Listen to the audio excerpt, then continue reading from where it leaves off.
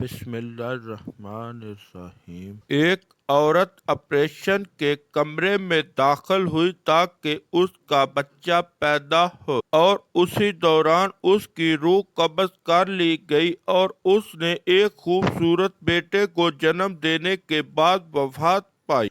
शोहर अपनी बीवी के बिछड़ने से बहुत गमगीन हुआ और उसने बेटे को अपनी साली के हवाले कर दिया क्योंकि वो खुद मसरूफ था। 7 माह बाद उस आदमी ने दूसरी शादी कर ली और उस नई बीवी से उसके एक बेटा और एक बेटी पैदा हुए। 3 साल गुजरने के बाद उस आदमी ने अपने बेटे को खाला के घर से वापस ले आया ताकि वो उसके साथ रहे।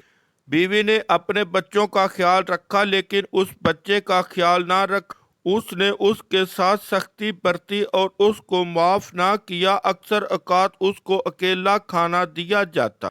एक दिन उस औरत ने अपने खानदान को रात के खाने पर मदऊ किया। बच्चा खाने की मेज के पास आया और वहां मौजूद खाने और मिठाई को देखकर उसने कुछ लेने के लिए हाथ बढ़ाया। औरत ने उसको देख लिया और सख्ती से डांटा। फिर उसने उसे चावलों की प्लेट दी और बालकोनी में बैठा दिया और कहा, यहाँ बैठो जब तक मेहमान ना चले जाएं और अपनी जगह से मत निकलना। बच्चा जो अभी 4 साल का भी ना हुआ था, सर्दी के मौसम में बालकोनी में अकेला बैठा खाना खा रहा था। उसे सौतेली माँ से डर लगा कि कहीं वो बाहर निकले और उसको मारे तो वो वहीं सो गया। औरत के रिश्तेदार चले गए और औरत ने अपने बच्चों को लेकर सोने चली गई। शौहर देर से काम से आया। बीवी ने कहा, मैं तुम्हारे लिए खाना लाती हूँ। उसने कहा, मैं बाहर खा चुका हूँ। उसने अपने यतीम माँ बेटे के बारे में पूछा तो बीवी ने कहा, वो अपने बिस्तर पर सो रहा है और भूल गई कि उसको बालकोनी में बिठाया था।